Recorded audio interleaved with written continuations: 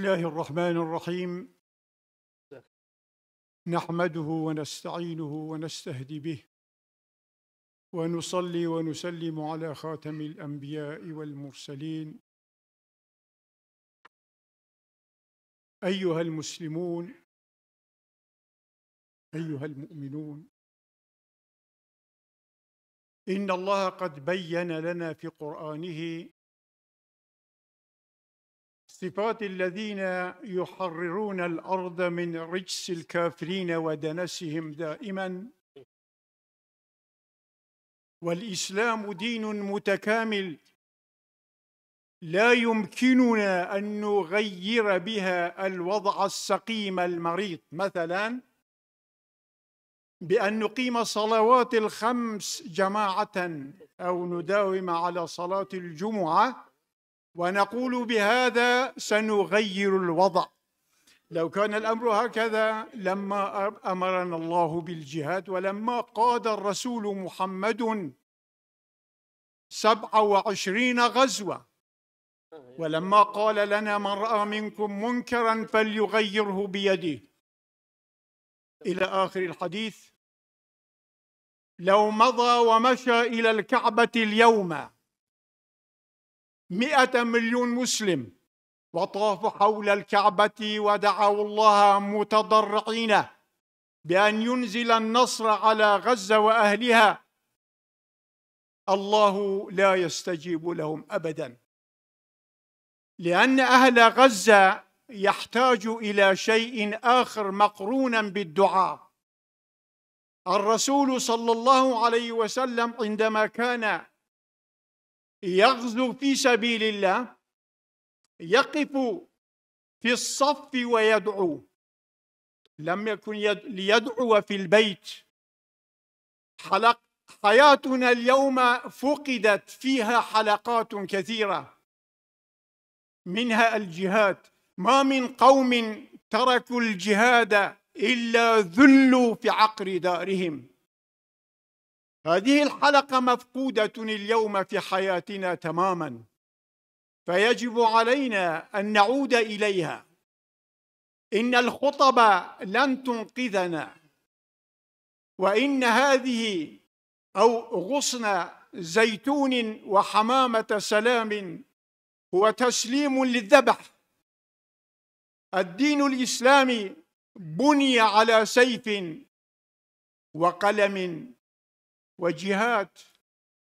الدين الإسلامي سيبقى دينا لا يؤدي رسالته إذا لم ينفذ فيها السيف، أو لم يكن من أركانها السيف والقلم والأخلاق.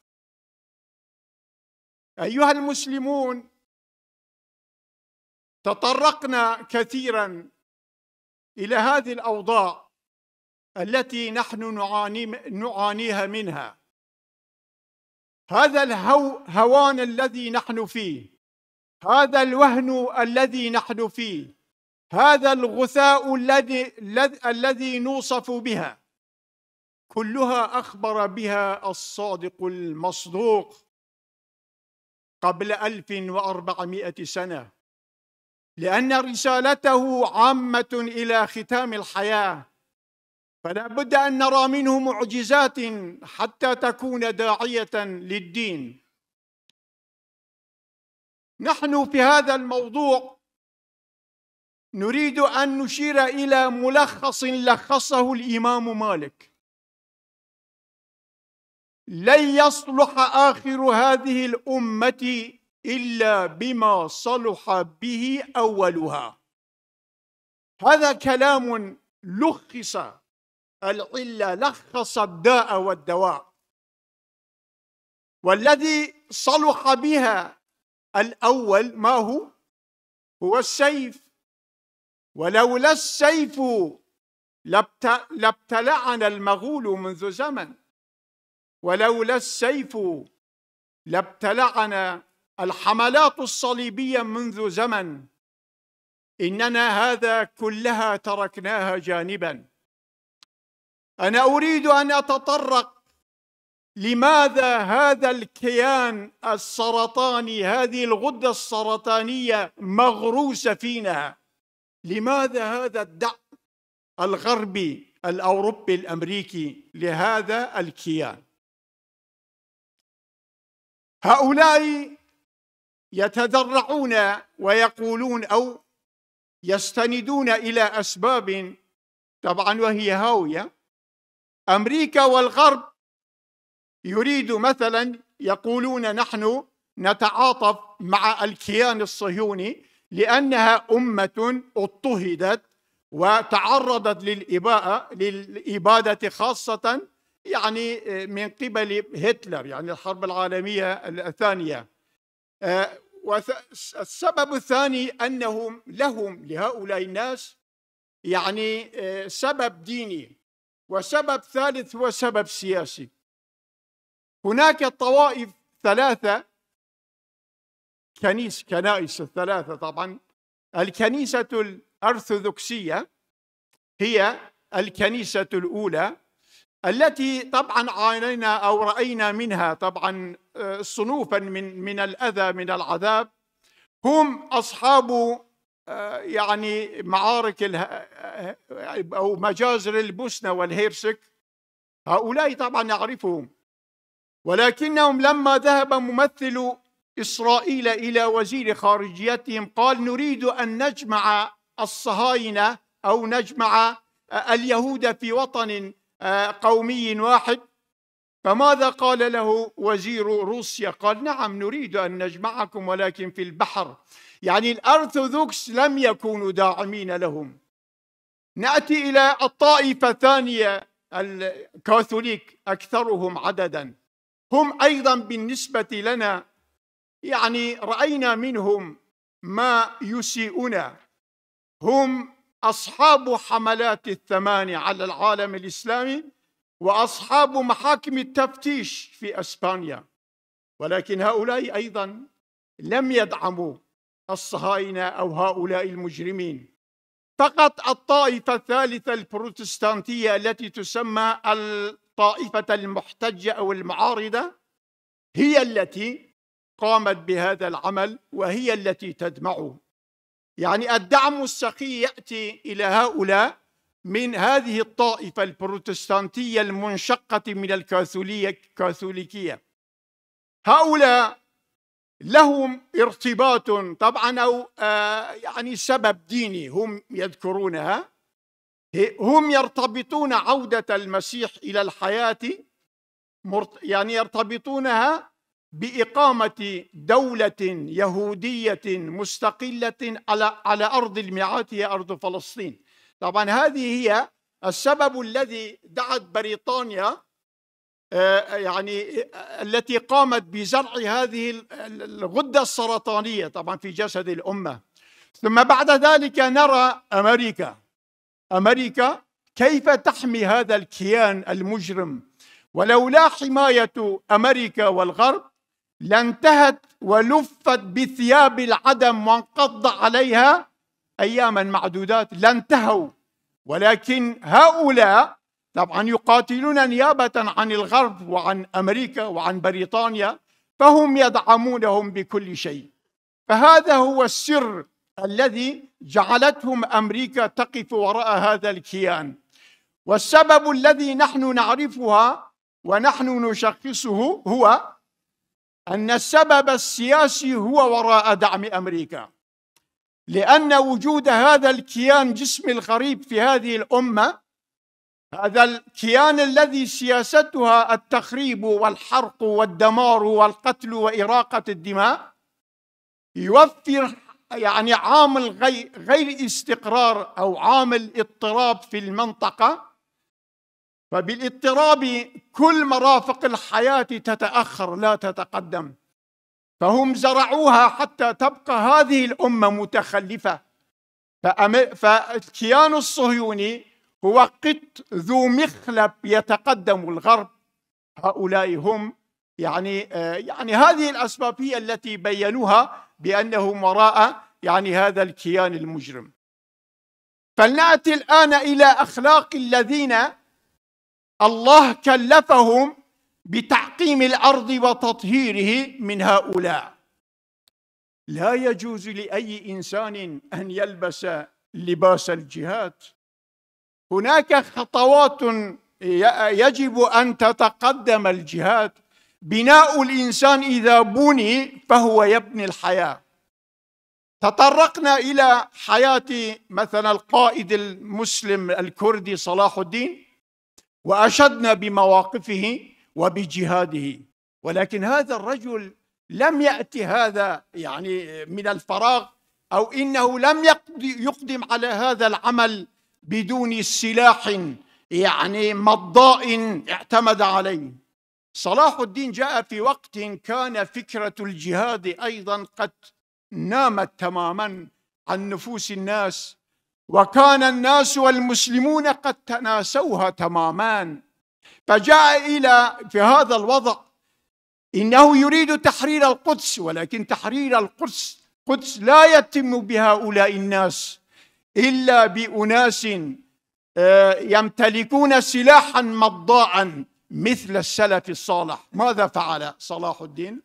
أولا بدأ بنفسه، لأن القائد هو القدوة. القائد هو القدوة، يعني إذا كان القائد عظيما مخلصا مجاهدا فإنه يؤثر على الآخرين على جنده. فكان هو القائد في التقوى، وكان هو قائد في التمسك بالدين. ساعتئذ هو أثر على هذا الجند. مثلا ماذا فعل مع هذا الجند الذي يريد أن يحرر به بيت يعني المقدس؟ أولا هؤلاء الناس أدخلوهم في تمارين العز، وأتوا بعلماء علموا الجيش، علموهم تلك السور والآيات التي تتمحور حول الجهاد في سبيل الله. طبعا لأن الجهاد قد مات، هؤلاء الناس طبعا انصرفوا إلى شيء آخر، فهو ركز على هذه النقطة وأمر طبعا المرشدين أن يوعوا الجيش يعني حول ضرورة المجاهدين أو ضرورة الجهاد في سبيل الله.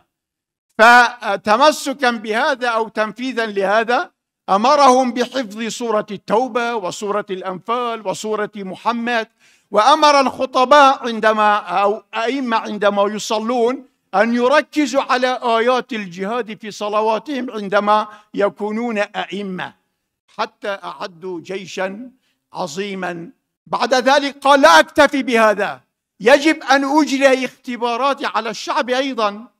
فأصدر أمرا إلى وزير الداخلية في دمشق، قال اتركوا الدكاكين والمحلات مفتوحة 3 أيام بلياليهن بدون رقابة، فلننظر إلى هذا الشعب ماذا يفعل. هل هو شعب متمسك بالدين؟ هل هو شعب ممن قال فيهم إنا لننصر رسلنا والذين آمنوا في الحياة الدنيا؟ فتحوا المحلات والأسواق بدون رقابة 3 أيام بلياليهن. بعد اليوم الثالث طلب منه تقريرا حول ما حدث في المدينة من السرقات. رفع إليه وزير الداخلية تقريره، قال لم يحدث خلال هذه الفترة حادثة سرقة واحدة. فقال صلاح الدين الآن ابدأ، أخذتها، نحن مشمولون بقوله تعالى وكان حقا علينا نصر المؤمنين. وفعلا بدأ هذه المعركة. وهو أيضا طبعا كان ممن تمسكوا بحياة الأنبياء. هو أمضى يعني وقته 19 أو 13 أو يعني 16 عاما في الثغور. هو أمضى حياته، طبعا هو كان أو سلطان 26 سنة تقريبا. فلما جاء رأى وزيره بنى له قصرا، قال ماذا أردت ببناء هذا القصر؟ قلنا حتى تستريح فيه 16 عاما أنت في الثغور. قال ألا تعلم بأن السكن في هذه القصور ترخي عزائم الرجال؟ ألا تعلم إننا قوم خلقنا للجهاد؟ ولا يزال مسكني صهوة جوادي حتى ألقى ربي. بهؤلاء استطاعوا أن يحرروا البيت المقدس. بهذا بغير هؤلاء الناس لا يمكننا أن نحرر شيء، لا يمكننا أن طبعا نستطيع فعل شيء.